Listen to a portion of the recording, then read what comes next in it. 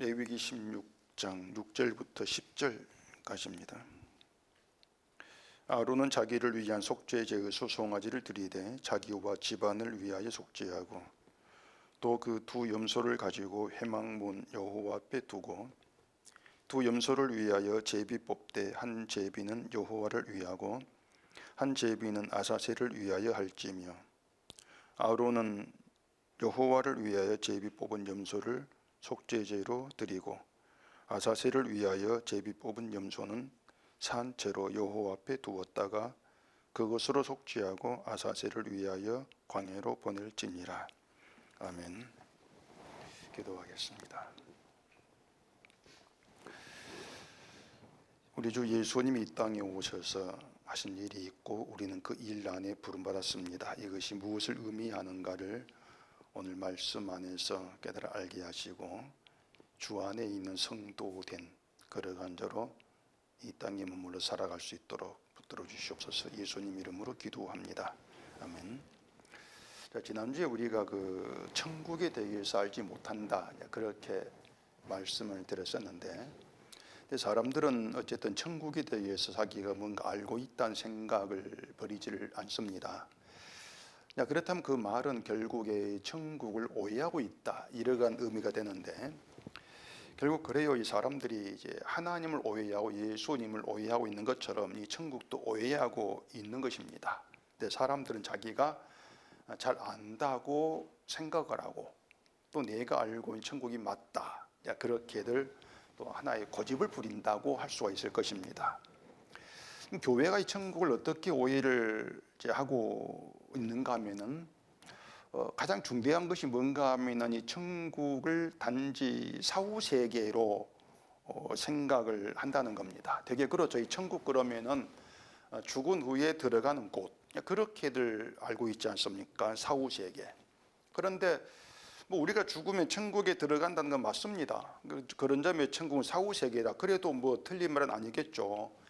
예수님이 그 십자가에 달리셨을 때에 함께 달린 한편 강도에게 오늘 내가 나와 함께 낙원이 있으리라 이렇게 이제 말씀하셨는데 그건 강도가 이제 죽은 이후에 십자가에서 죽은 이후에 예수님과 함께하게 된다 이런 뜻이지 않습니까? 결국 그것은 이제 강도에게는 천국은 죽은 후에 들어가는 곳 사후세계 뭐 그렇게도 해석이 될 수 있단 말입니다. 그런데 이 천국을 이제 사후세계로만 알고 있는 게 중대한 오해다 그렇게 말씀을 드리는 겁니다. 이 천국을 죽어서 간다는 것은 우리 몸 육신이 죽은 후에 가는 곳 이런 뜻이지 않습니까? 그건 맞다고 말씀드렸어요. 근데 문제는 이 천국을 사후세계로만 생각을 하는 것 때문에 우리가 지금 육신으로 살고 있는 현재 천국 지금의 천국에 대해서는 생각하지 않고 무시를 해버린 경향이 참 크다. 그런 점 때문에 그렇단 말입니다.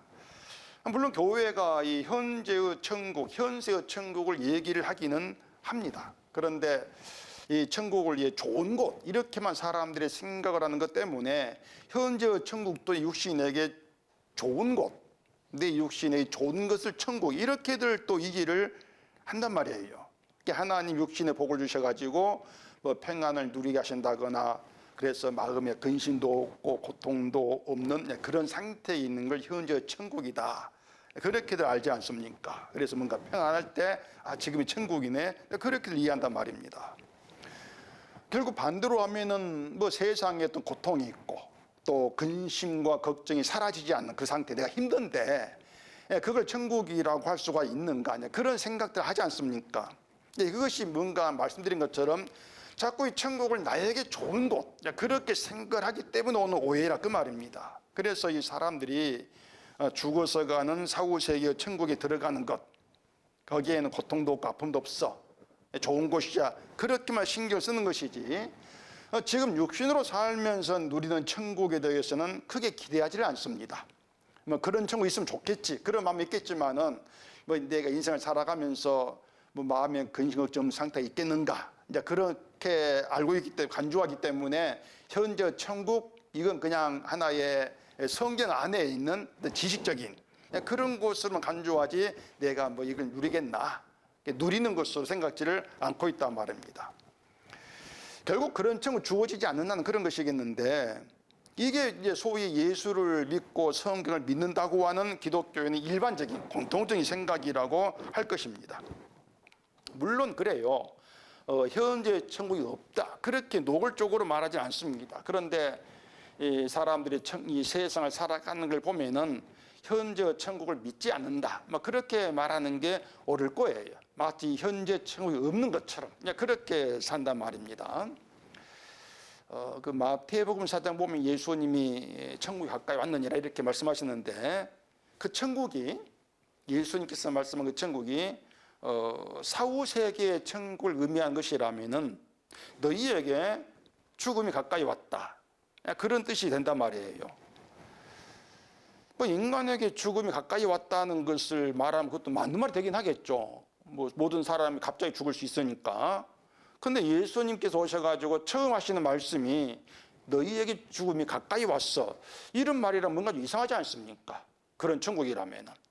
그래서 우리가 육신이 죽은 후에 가는 천국과 현재 천국에 대해서 오해하지 않고 바르게 이해하는 것이 굉장히 중요한 그런 문제인데, 죽은 후에 가는 곳이 천국이라면은 일단 아직 죽지 않고 살아있는 지금은 사후세계 천국이 아직 안 들어갔지 않습니까? 들어가지 않았는데, 근데 이 성경은 이미 성도를 천국에 들어와 있는 자로 말하고 있단 말입니다. 이게 성경이잖아요. 이미 천국에 들어왔어요. 성경이 말한 것은. 또 성경 보고 확인해 보십시다. 잘 아는 성경인데 에베소서 2장입니다. 에베소서 2장 6절. 또 함께 일으키사 그리스도 예수 안에서 함께 하늘에 앉히시니 이는 그리스도 예수 안에서 우리에게 자비하심으로써 그 은혜의 지극히 풍성함을 오는 여러 세대에 나타내려 하심이라.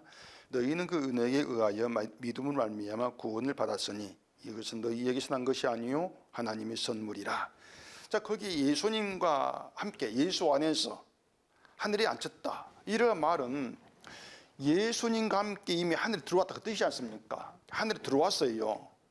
허물과 죄로 죽은 자인 우리를 하나님의 크신 사랑으로 살려내가지고 주와 함께 천국에 들어오게 했다, 그 말이거든요, 바울의 말이. 따라서 우리가 부인할 수 없는 분명한 사실이 뭔가 하면은 성도에게 천국은 죽은 후에 가는 사후세계로만 존재한 나라가 아니라는 겁니다.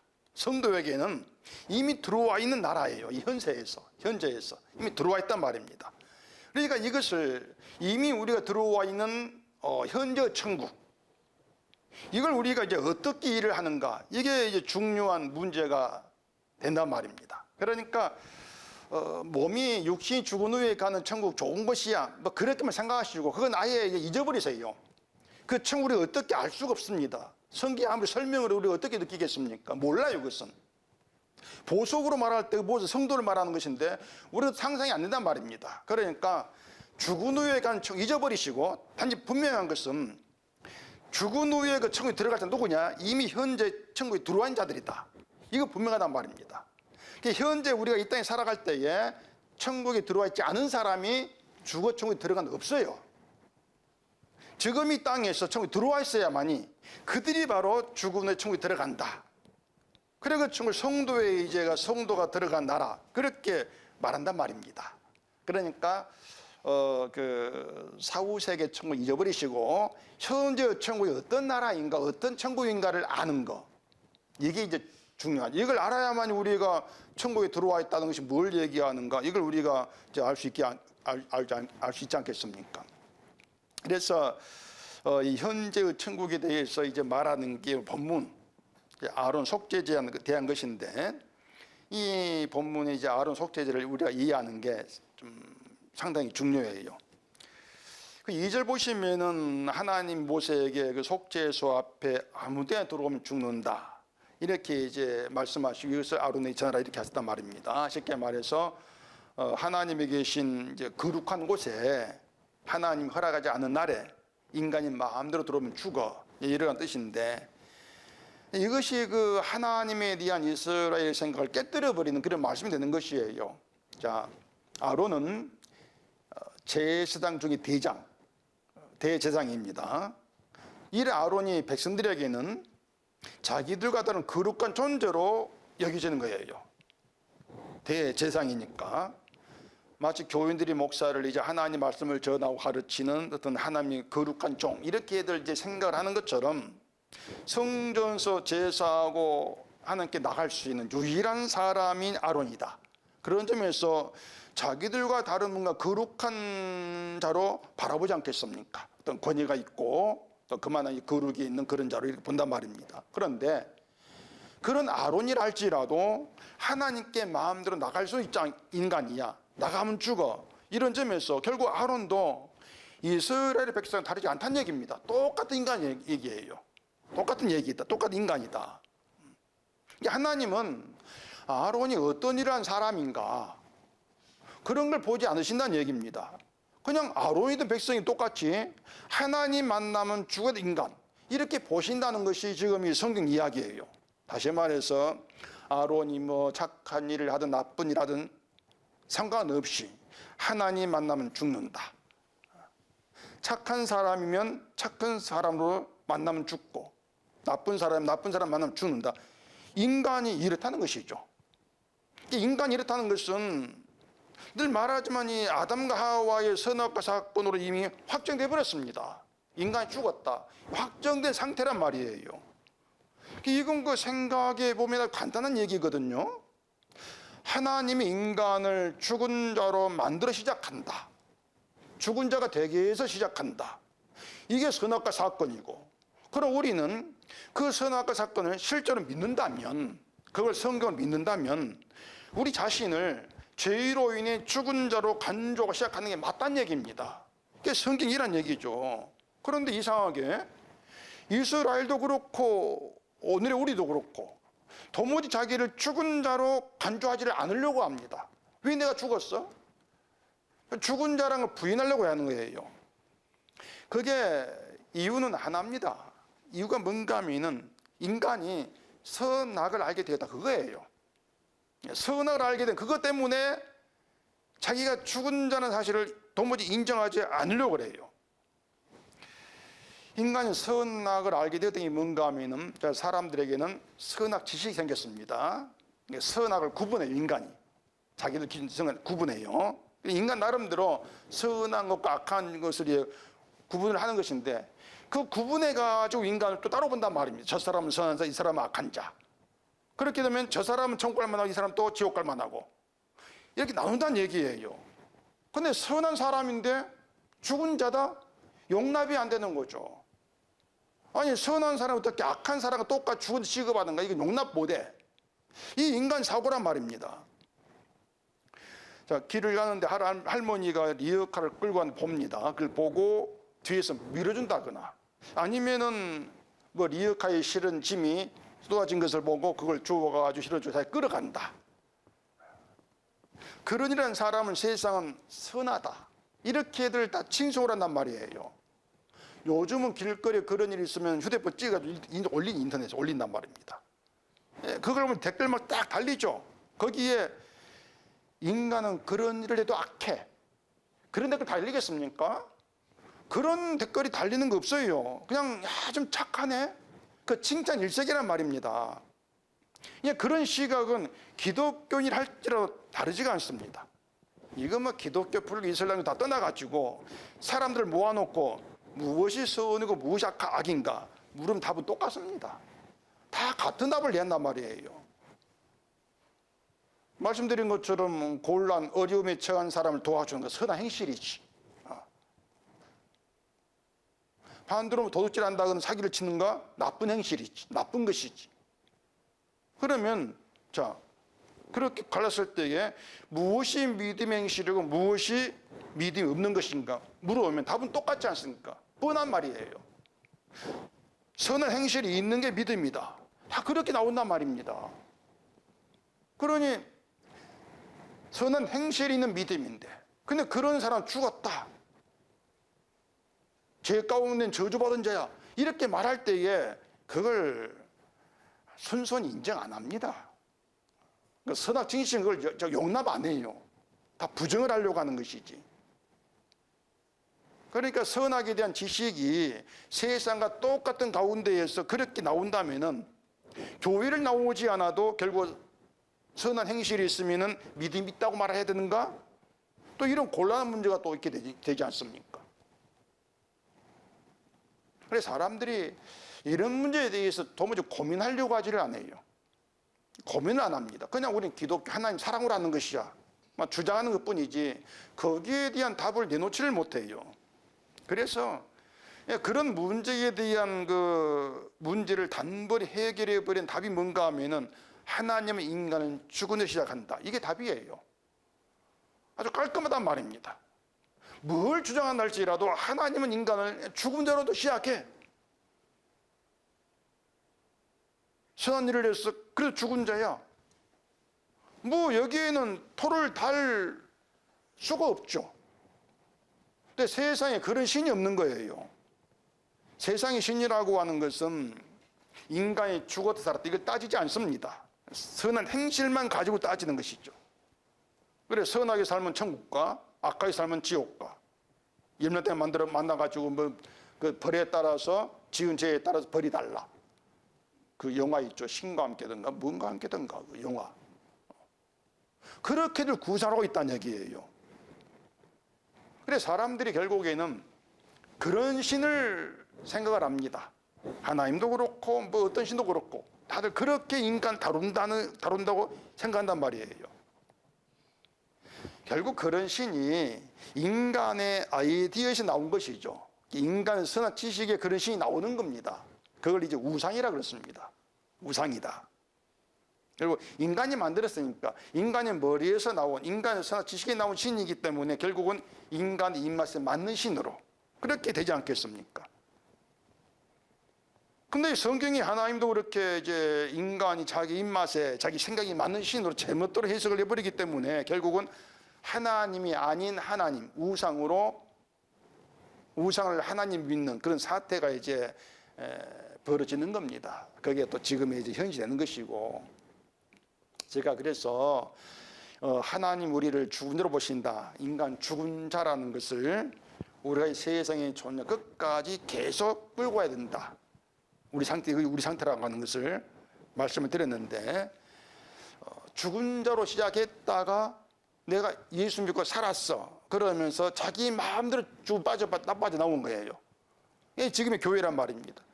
그래 맞아, 인간은 죄로 죽었는데 예수는 살았잖아. 지금 네가 산 자 죽은 자가 아니야. 죽은 거 잊어버려. 그건 과거 일이야. 지금 살았어. 산 자로 뭔가 해야지. 이게 이제 삼적으로 빠지는 거예요. 삼적으로. 그렇게 하다 보니까 죽었다고 하는 것을 결국 과거 일로 돌려버리는 것이죠. 그러니 산자만 얘기하고 산자 되었으니까 믿음의 행실이 있어야 되고 그렇게 중점을 두게 되는데 그러한 것들이 하나님 모르는 자들의 악한 행실로 그렇게 하나님께서 규정을 버리시는 게 성경이란 말입니다. 다시 말하지만 인간이 죽은 자라고 하는 것은 절대 과거의 상태가 아니라 아담 안에서 지금도 계속되고 있는 우리 상태입니다. 죽었다고 하는 것이. 그걸 잊지 않으셔야 돼요. 자꾸 거기 속습니다. 사람들이 속아요. 이거 살았지 않는가 이렇게. 자, 그런 이제 본문 6절 봐보십시다. 아론은 자기를 위한 속죄제의 수송아지를 들이되 자기와 집안을 위하여 속죄하고, 속죄라는 말은 인간을 죄로 인해 죽은 자로 간주하는 게 속죄입니다. 속죄 앞에서는 죽은 자로 나온다는 얘기입니다. 그런데 만약 이것이 아론에게만 해당된 과거 일이고 또 이스라엘에게만 해당된 과거 일이라면은 예수를 믿는 우리는 지금 이 성경을 볼 이유가 없지 않습니까? 오늘 이 본문을 누누이 말하지만 구약 자체가 우리에게 무관한 과거 역사가 되면 안 되는 거예요.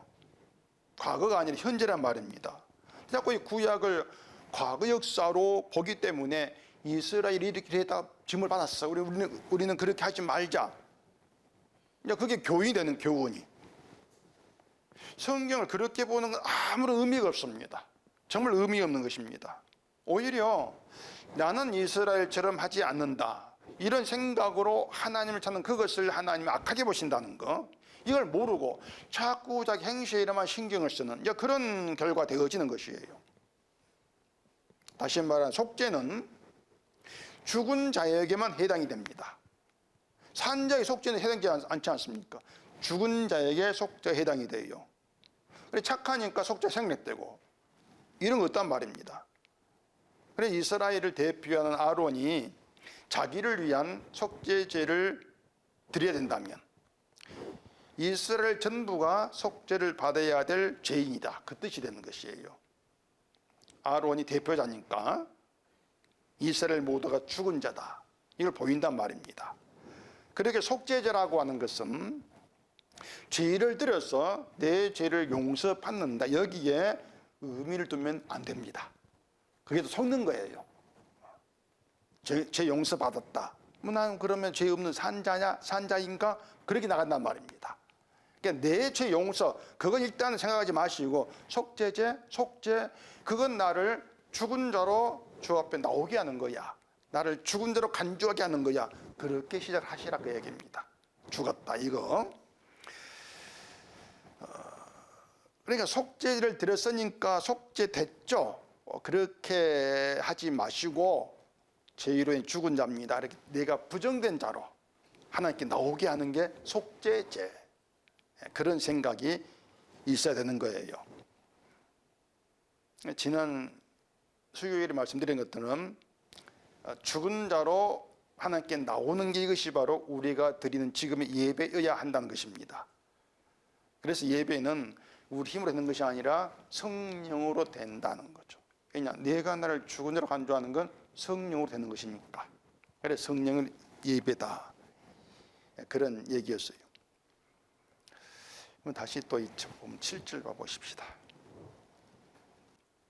또 그 두 염소를 가지고 회막문 여호와 앞에 두고 두 염소를 위하여 제비 뽑되 한 제비는 여호와를 위하고 한 제비는 아사셀을 위하여 할지며 아론은 여호와를 위하여 제비 뽑은 염소를 속죄제로 드리고 아사셀을 위하여 제비 뽑은 염소는 산채로 여호와 앞에 두었다가 그것으로 속죄하고 아사셀을 위하여 광야로 보낼지니라. 보면 뭔가 좀 복잡하게 생각될 수가 있는데 쉽게 정리하면 이런 내용입니다. 그 앞에 3절 보시면은 아론이 성소에 들어올 때에 필요한 제물이 수송아지와 순양입니다. 그 수송아지 순양은 아론 속죄를 위한 것, 아론 자기를 위한 제물이에요. 그래서 6절에서 그렇죠, 아론이 자기를 위한 속죄제의 수송아지 드리다, 이렇게 말하지 않습니까? 그리고 두 염소를 회막문 앞에 두라고 하는데 그 두 염소의 용도는 이스라엘의 회중, 이스라엘 백성들을 위한 속죄 제물입니다. 수송아지는 아론 위한 거, 두 염소는 이스라엘의 백성을 위한 제물, 그렇게 구분해 보시면 되는 거예요. 5절 보십시다. 앞에 5절. 이스라엘 자손의 회중에게서 속죄 제물로 삼기 위하여 순염소 2마리와 번제물로 삼기 위하여 순양 1마리를 가져갈지니라 되어 있지 않습니까? 그러니까 이스라엘 자손 회중에게서 속죄 제물을 삼기 위하여, 이렇게 나오지 않습니까? 이렇게 말한 것처럼 수송아지는 아론을 위한 것, 2마리 염소는 백성을 위한 것, 쉽죠? 근데 이 두 순염소를 어떻게 하는가 하면은 제비를 뽑아가지고 한 마리는 속죄 제물로 드리고 다른 한 마리는 광야로 보내라, 이렇게 말하지 않습니까? 근데 이것이 말해준 의미가 무엇인가 하면은 제비를 뽑아가지고 그렇게 한 마리는 속죄 제물로 하면 광야로 보내는 이것을 두 염소를 위하여 제비를 뽑는다, 이렇게 8절에 되어 있습니다. 두 염소를 위하여. 그러니까 이 제비를 뽑아가지고 하는 게 왜 두 염소를 위한 것이냐, 이런 문제가 있지 않겠습니까? 제비로 뽑힌 한 마리는 속죄 제물이 죽습니다. 죽어요. 또 한 마리는 죽지는 않지만은 광야로 보내집니다. 그러니까 이 한 마리가 살았다고 해서 다행이다, 이렇게 할 수 없는 것이 광야로 쫓겨난다는 얘기예요. 광야로. 광야라고 하는 것은 말 그대로 먹고 마실 것이 없는 척박한 땅입니다. 그럼 거기에 들어가게 되면 뭐가 나옵니까? 원망이 나오지 않습니까? 이스라엘처럼. 왜 날 이런 곳으로 보냅니까? 그래 하나님 이스라엘 광야로 보냈을 때에 먹고 마실 것이 없다는 것 때문에 원망하면서 모세를 대적했잖아요. 그런 광야로 보내지는데 내가 살았으니까 됐네? 그렇게 할 수 없다는 얘기입니다. 결국에 제물이 되어 죽는 것이나 광야로 보내지는 것도 외형적으로 오면은 두 염소의 좋은 일이 아니에요. 그렇죠. 좋은 일이 아니란 말입니다. 만약에 정말로 두 염소를 위한 것이라면은 여호와 앞에 두었을 때야 이 두 염소를 푸른 초장으로 물이 있는 곳으로 보내라 이렇게 돼야 되죠. 환경이 좋은 곳으로 그렇게 보내야만이 두 염소를 위한 것 이렇게 말하지 않겠습니까? 바로 이것이 이스라엘이 하나님께 원하는 것이었습니다. 우리에게 좋은 일 하신다?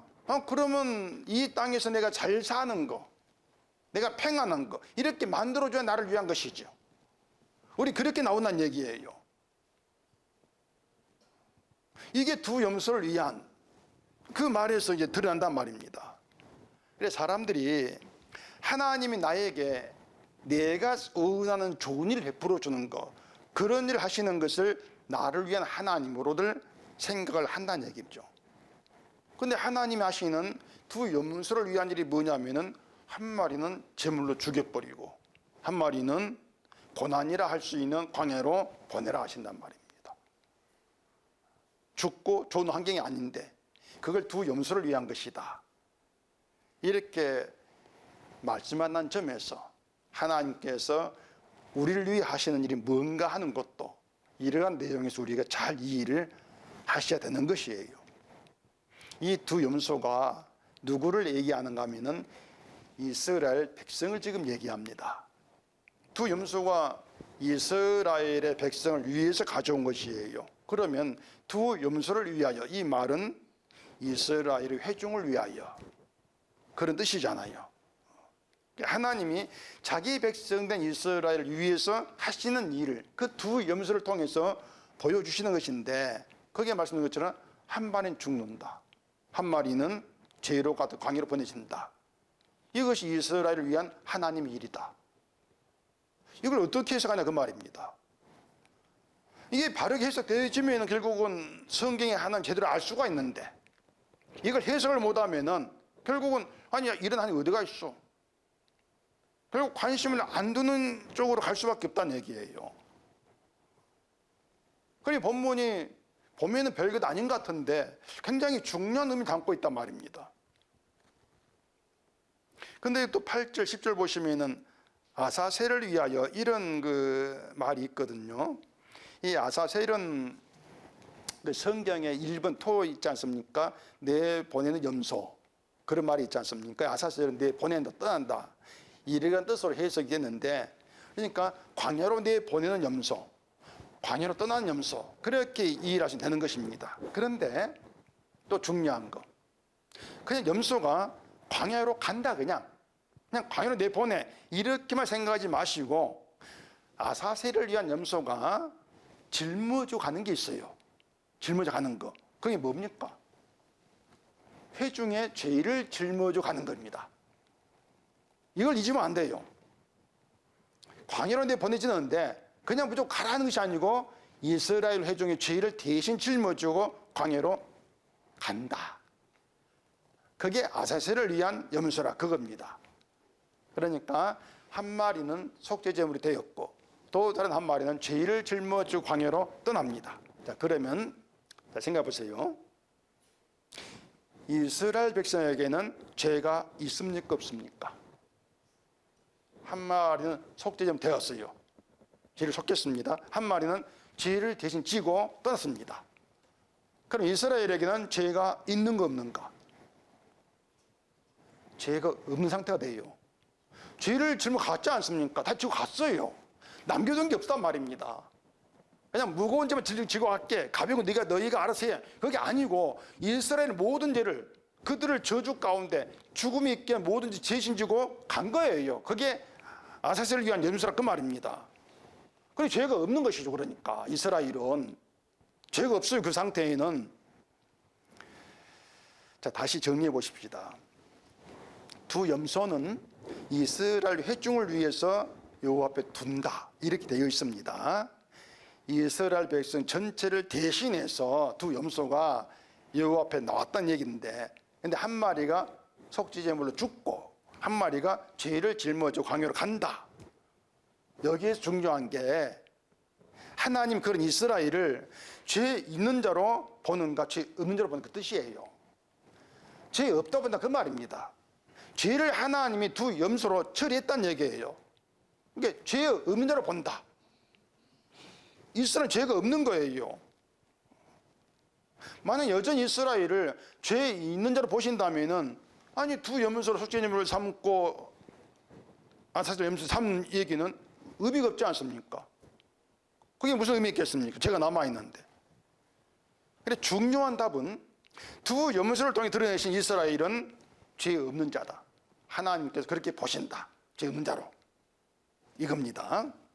문제는 이스라엘이 그들을 위한 두 염소를 통해 드러난 하나님의 뜻, 하나님 일을 안다면은 죄에 대해서 어떤 생각을 해야 하느냐는 것입니다. 이스라엘이 두 염소 의미를 안다면, 하나님이 자기들의 죄를 두 염소를 처리하시고 자기들을 죄 없는 자로 보신다면 이스라엘은 자기를 어떻게 생각을 해야 될 것인가? 자기가 행하는 것을 선과 악으로 나누어서 선을 행하고 악을 피해서 하나님 백성답게 되겠다, 이런 생각을 하면 안 되는 거죠. 그렇지 않습니까? 내가 악을 피하고 선을 행해서 하나님 백성처럼 살래, 이렇게 나온다면 두 염소를 통해서 죄를 처리하신 하나님의 일을 헛된 것으로 돌려버리는 그런 결과가 돼요. 하나님 그걸 악하다고 하시는 말입니다. 악하다. 도둑질하고 뭐 사기치고 이걸 악하게 보고 뭐 지옥 보내고 이런 것이 아니고, 하나님 죄를 처리했는데도 불구하고 그 하나님의 일을 헛된 것 돌리는, 그걸 하나님은 원수로 보신다. 그걸 악하게 보신다. 그런 죄 용서가 없다. 이게 성경이 얘기가 된다는 얘기예요. 여기에 대한 좋은 예가 욥기인데, 저도 얘기했지만 사람들은 욥을 처음부터 그렇게 나오죠. 하나님께서 인정하신 아주 훌륭한 믿음의 사람, 의인으로 간주한단 말입니다. 그렇게 시작하는 거예요. 욥기 1장 그렇게 돼 있으니까. 그래서 재앙 주신 것을 욥에게 인내를 가르쳐 가지고 나중에 갑절에 복을 주기 위한 하는 일, 이렇게 해석을 하는 것입니다. 의인이 고난받는 이유, 뭐 이렇게 해가지고 욥기 찾는 것인데, 욥은 그런 사람 아닙니다. 욥은요 어떻게 시작하냐면은 자기 죄를 자기 스스로 해결하려는 그런 자로 시작하는 거예요. 그게 욥기란 말입니다. 아들들이 죄를 범해서 마음으로 하나님 욕되게 하였을까 염려해가지고 번제를 드렸다 하지 않습니까? 번제는 재물을 불에 태워 드리는 것인데, 그 의미가 뭔가 하면은 번제를 드리는 자신이 불에 태워져 죽임을 당해야 될 비참한 죄의 존재입니다. 이걸 고백한 담기는 게 번제예요. 그러니까 번제를 드리면서 내가 어떤 자인가를 봐야 한단 말입니다. 그래야만이 하나님 향기로운 제물 되는 거예요. 번제가. 우리 레위기 다 배웠지 않습니까?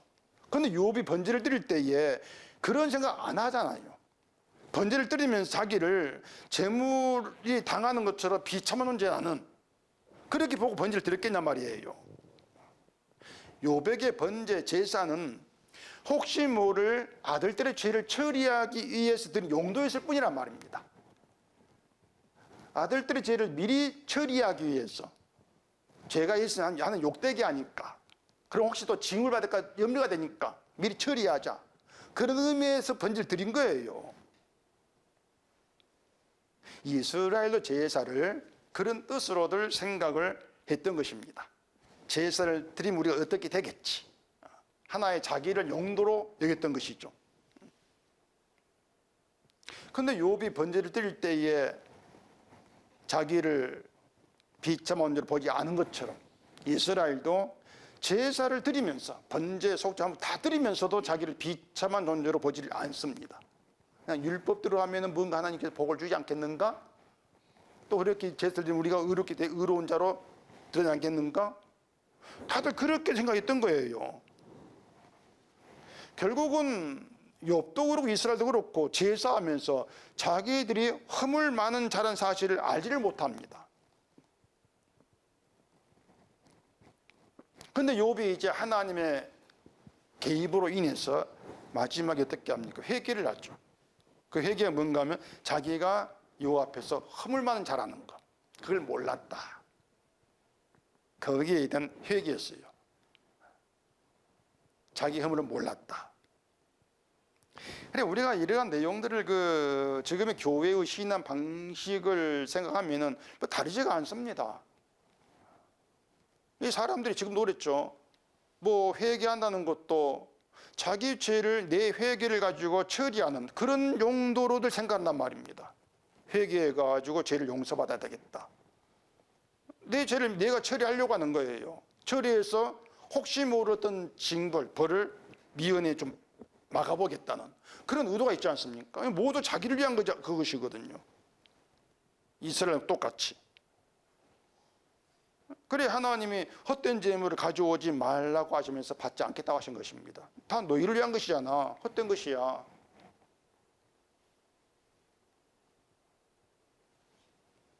자, 이스라엘 백성에게는 자기 죄를 짊어지고 광야로 간 염소가 있습니다. 아사슬 염소. 그런 원리를 그 아사슬 염소, 두 염소를 우리의 그 신앙에 그대로 적용하면 돼요. 우리 현실에. 그대로 받아오자, 끌어오자 말이에요. 우리 얘기니까. 끌어오자는 얘기예요. 그러면은 답은 간단하지 않습니까? 우리의 모든 죄를 대신 지고 떠나신 분이 있지 않습니까? 예수님.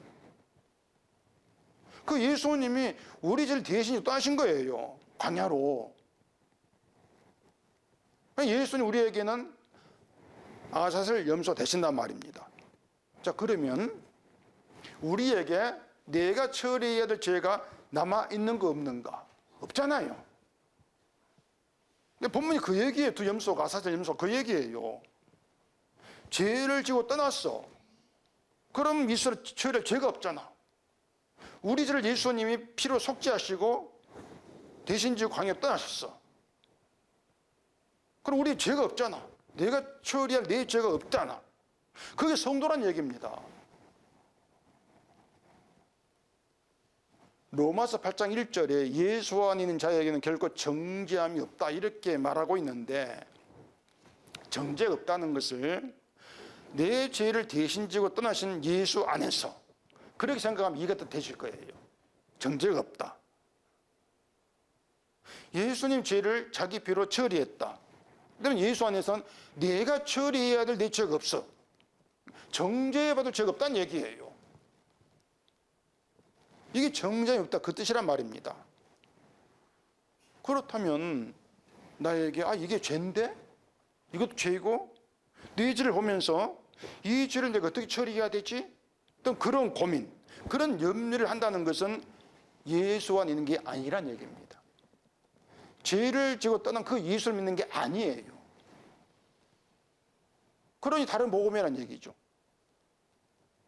자꾸 사람들이 어떤 그 선한 행실을 들고 나온 게 이유가 뭔가 하면은 뭔가 그 죄를 처리하겠다는 그런 심보란 얘기예요. 내가 뭔가 해가 죄를 덮어보겠다. 그것이 예수를 믿는 게 아니다. 그렇게 되어진단 말입니다. 그러니까 뭐 정죄함이 없다 이러한 말을 하나님 정죄 않을 거니까 죄에 대해 걱정하지 마음대로 살아라 이런 뜻이 아니고, 여전히 죄 아래에 있는 자기를 보면서 모든 죄를 예수님이 처리했어. 그걸 생각하라 그 뜻입니다. 내 죄를 보면서 이 모든 주님 처리했지. 그러면서 내가 처리할 건 없다. 그런 믿음 가운데 나오는 게 성도라는 게 성경 이야기예요. 이게 뭐 쉽고 간단한 걸 얘기 같지만 사람 그런 믿음 안 나옵니다. 인간의 믿음은 내가 이 믿음과 뭘 해야 될 게 있다고 생각하는 거예요. 죄든 뭐든 해야 될 게 있는 거예요. 그리고 그 예수를 믿는 게 아니란 얘기죠. 고린도전서 11장을 찾아보십시다. 고린도전서 11장 27절입니다. 그러므로 누구든지 주의 떡이나 잔을 합당하지 않게 먹고 마시는 자는 주의 몸과 피에 대하여 죄를 짓는 것이니라. 사람이 자기를 살피고 그 후에야 이 떡을 먹고 이 잔을 마실지니 주의 몸을 분별하지 못하고 먹고 마시는 자는 자기의 죄를 먹고 마시는 것이니라. 자, 주의 그 몸과 피는 우리의 모든 죄를 주께서 대신 지고 처리했다, 이걸 얘기하는 것입니다. 주의 몸과 피가 이게 십자가지 않습니까? 그러면 그 주의 몸과 피, 떡과 잔을 합당하지 않게 먹고 마시는 것이 무슨 뜻이겠는가? 앞에서 계속 말씀드린 것처럼 내 죄를 대신 처리하신 분의 몸과 피로 생각하지 않는 겁니다. 무슨 말인가 하면, 자, 소위 우리가 성찬식이란 걸 하면서 성찬식을 함으로써 내 죄가 용서를 받는다. 가톨릭 강하죠. 내 죄가 용서된다는 것이나 또 주님과 함께 한 몸이 된 그런 의식으로 그렇게 생각하는 경우가 많이 있습니다. 그러니까 성찬식 결국은 날 위한 것이 되어버리는 것이죠. 주의 몸과 피가. 이게 주의 몸과 피에 죄를 짓는 것이고 결국 내 죄를 먹고 마시는 게 있단 말입니다.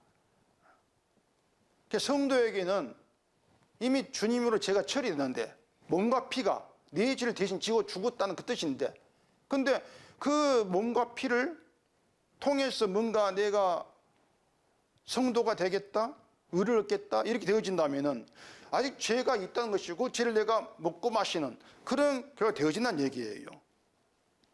여전히 죄가 있는 자로 주의 몸과 피를 마신다, 그런 뜻이란 말입니다. 결국에 누가 예수 안에 있는 성도인가 하는 것은 죄에 대한 생각으로 구분되어 드러나게 되어 있습니다. 죄에 대한 생각으로. 두 염소를 통해서. 그러니까 이 문제를 이스라엘을 통해서 우리가 알 수가 있는데, 말씀드린 것처럼 자기들을 죄 있는 자로 아는 게 굉장히 중요해요. 성경에는 죄 있는 자로 안다는 게. 왜냐하면 하나님 이스라엘을 죄 있는 자로 봅니다. 근데 그 죄를 두 염소도 처리했다. 결국은 하나님 죄를 처리한 가운데 이스라엘은 죄 없는 자로 보신다, 이 내용인데 이스라엘이 여전히 자기를 죄를 스스로 처리하겠다고 하는 거, 이런 것들이 문제 삼고 있는, 그게 이 본문의 얘기가 되어진다는 얘기예요. 그래서 하나님이 우리의 죄를 주의 피로 속죄하고 또 아사셀 염소의 방식으로 죄를 대신 지고 떠나게 하신, 이게 뭔가 하면은 죄 없는, 정죄함이 없는 상태, 이걸 두고 하나님의 공의와 자비하심의 세계, 이렇게 얘기가 되어지는 것입니다. 예수안이라고 하는 것이 하나님의 공의와 자비의 세계, 그리고 그 예수안이 이제 앞에서 말한 현재 천국이란 얘기입니다. 그것이 그 예수안이. 그 예수안이라고 하는 것은 죄가 없고 정죄가 없는 세계예요. 그게 천국이잖아요.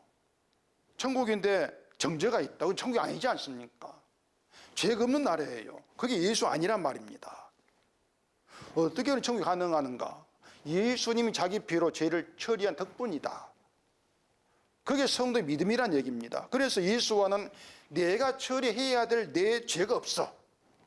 또 다른 말로 하면은 내가 이루어야 될 내 의가 없어. 그게 예수 아니야. 뭐 어렵지 않지 않습니까? 이것을 그래 죄에 대해서 걱정하지만 이렇게 또 봐드린다면 결국은 예수 아니라는 것도 날 위한 것을 자꾸 이제 이용하는 그런 게 또 되는 것이에요. 죄를 걱정하지 말아라, 이런 의미가 아니고 내가 처리해야 될 죄가 없는 세계에 내가 들어왔는데 그게 오직 하나님 궁이 작용하는 그런 은혜 세계라는 거, 은혜를 바라봐, 그겁니다. 은혜를 바라봐라. 그게 예수 안인데, 그 예수 안에 우리에게 필요한 게 뭐냐? 죄를 내어놓고 죄 있는 자로, 죽은 자로 존재해라. 왜? 그래야만이 주의 은혜가 커지니까. 죄 있는 곳에 은혜가 있으니까. 이런 얘기인데 이 사람들이 이걸 굉장히 많이 헷갈려 합니다. 예수 안에 정죄함이 없고 내가 처리해야 될 죄가 없다고 하면서 왜 자꾸 죄 있는 죽은 자리 있어야 되냐, 이걸 얘기하는 그 말이에요. 이게 헷갈리는 얘기인데, 그러니까 자기를 생각하니 헷갈린단 말입니다. 자기를 생각하니까. 얘기했죠. 죄 있는 죽은 우리를 예수 안에 부르신 것은 자기의 피로 모든 죄를 대신 지고 처리한 예수님이 하신 일을 바라보게 하기 위해서다. 우리 때문이 아니에요. 예수님이 를 바라보게 하시고 그 주의를 높이게 하기 위해서, 그게 하나님을 위한 일이라 그 말입니다. 그래 두 영수 중에 하나는 하나님을 위하여, 속죄임을 삼고 이렇게 말한단 말이에요. 하나님을 위하여. 그러니까 속죄된 것도 이스라엘을 위한 게 아니에요. 하나님을 위한 것이지. 왜? 그 속죄 가운데에서 하나님 영광이 되니까. 이게 하는 긍휼이야. 그 긍휼을 아는 가운데에서 감사하는 게 하나님 영광이 되니까 하나님을 위하여 이렇게 되는 거예요. 그래 우리의 구원도 우리를 위한 게 아닙니다. 하나님을 위한 것이지. 하나님 영광을 위한 것이지. 그러니 하나님 일에 우리를 빠지면 되는 거예요. 천국도 구원도 모든 걸 우리가 빠지면 된단 말입니다. 하나님 자기를 위한 일이다. 그런 해석을 사람들이 못하는 거죠. 내가 살아있으니까, 내가 중요하니까. 그게 악함이란 걸 사람들이 생각지를 못합니다. 성도라고 하는 것은 예수님의 은혜로 산다는 그 하나의 사실을 깨닫고 그 은혜만 감사하고 자랑하라는 겁니다. 이게 우리를 예수 안에 부르신 하나님의 뜻이고 이유예요. 천국은 죽은 후에 들어갑니다. 죽은 그 분명해요. 그 말은 이 천국이라고 하는 것은 죽음 이후의 세계라는 뜻입니다. 그건 사후세 그 뜻이 아니고 현재 천국도 죽음 이후의 세계예요. 죽음 이후의 세계. 근데 그래서 죽는다는 것을 자꾸 육신의 문제로만 생각하지 마시라는 얘기입니다. 우리에게는 육신의 죽음 말고 또 다른 죽음이 있습니다. 이걸 기억해 하셔야 되죠. 볼까요? 로마서 6장입니다. 로마서 6장 8절입니다. 만일 우리가 그리스도와 함께 죽었으면 또한 그와 함께 살 줄을 믿노니 이는 그리스도께서 죽은 자 가운데서 살아나셨음에 다시 죽지 아니하시고 사망이 다시 그를 주장하지 못할 줄을 알미로라. 그가 죽으심은 죄에 대하여 단번에 죽으심이요 그가 살아계심은 하나님께 대하여 살아계심이니 이와 같이 너희도 너희 자신을 죄에 대하여 죽은 자요 그리스도 예수 안에서 하나님께 대하여는 살아있는 자로 여길지어다. 쉽게 말해서 죄로 인해 죽은 자를 예수님이 살려냈다, 그게입니다. 그래서 이 성도에게는 죽음이 있어요. 그래서 성도에게 천국은 죽음 이후의 천국입니다. 현재 천국도 죽음 이후의 천국이에요. 죽은 자의 천국이에요. 죽은 자의 천국. 주와 함께 죄로 인해 죽었다. 내 육신으로 안 된다. 이런 날 주가 살려내었어. 이걸 알게 하고 이 믿음 가운데 있게 하는 성령이죠. 그렇게 주가 하신 죄를 믿게 하시고 주 안에 있는 것을 현재 천국이다 이렇게 말하는 겁니다. 현재 천국도 주 안에 죽고 주로 인해 살아난 자의 천국, 그게 현재 천국이다. 어렵지 않지 않습니까? 그래서 현재 천국이라고 하는 것을 뭐 마음이 평안하고 그런 것으로 확인할 그런 문제가 아닙니다. 그렇게 확인하려고 확인 안 돼요. 오히려 더 그런 천국에서 뭔가 내가 멀어지는 것만 느끼는 것이죠. 난 천국에 있지 않은가 봐. 그렇게 자꾸 자기를 생각하지 않습니까? 죄의 자리에서, 죄인된 그 자리에서 주님의 용서 덕분에 삽니다. 주님이 내 죄를 대신 지고 떠나신 그 덕분에 죄 없는 자로 주 안에 삽니다. 이게 감사가 되는 거. 그게 이미 천국에 들어와 있다는 증거란 말입니다. 천국에 들어와 있어. 이거 뭐 세상에 알아주고 모르고 그런 문제가 아니, 세상 이런 천국을 모릅니다. 교회도 모르는데 세상 어떻게 알겠어요? 아무도 몰라요. 그냥 성령에 의해서 주의 일을 알게 된 그들에게만 이 천국이 깨달아진단 말입니다. 비밀이에요. 천국이 현재 천국 비밀이에요. 그렇게 천국에 들어온 줄 살다가 육신이 죽으면 천국에 들어가는 거죠. 천국에 들어와 있다가. 그래 이 천국은 우리의 선한 행실이 없어도 되는 거예요. 아무것도 하지 않아도 주의 피가 있기 때문에 천국이다. 그렇게 된단 말입니다. 주의 피가 있기 때문에. 그러니 주의 피라고 하는 게 얼마나 감사가 되겠습니까? 예수 안에서 주와 함께 살다가 주와 함께 영원한 천국을 살게 된다. 그래서 성경은 주만 높이라, 십자가만 자랑해라 이렇게 말하는 것입니다. 그래 뭐 믿음이 성숙해야 돼, 뭐 이런 건 주 안에 없습니다. 주 안에는 믿음의 성숙 뭐 그런 게 없어요. 믿음은 우리가 주와 함께 죽었고 주와 함께 산다 이걸 믿는 것인데, 이런 믿음이 무슨 성숙이 있습니까? 뭐 주와 함께 죽었다는 더 강하게 믿고 더 약하게 믿고 이런 차이가 있겠습니까? 그런 거 없는 거예요.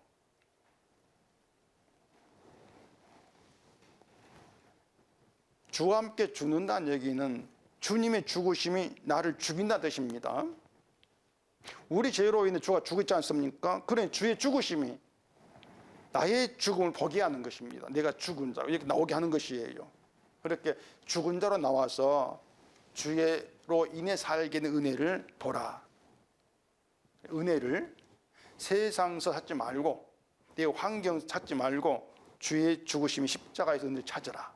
그러면은 밝히 정말 분명히 선명히 보인다. 은혜가 세상에 찾아봐야 안 보이지 않습니까? 뭔가 희미하게 보이다 사라져버리는 거예요. 근데 십자가에 찾게 되면은 정말 선명히 보이는 게 주의 은혜입니다. 십자가에서 완성되어서 정말 부족함이 없게 베풀어진 은혜를 알고 감사함이 있는 거, 이게 천국에 들어와 있는 성도의 특징이에요. 성도의 특징. 이런 특징은 성도만이 알아옵니다. 성도끼리만 통하는 거예요. 세상 안 통하고. 그래서 이 천국을 뭐 내가 느끼려고 하지도 마시고요, 뭐 실감되지 아니한다 그런 생각도 할 필요가 없습니다.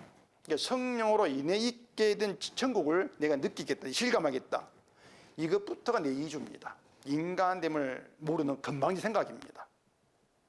비밀의 천국을 내가 느끼겠다고 하는 게, 내가 느끼고 실감이야 천국이야 이런 건 없어요.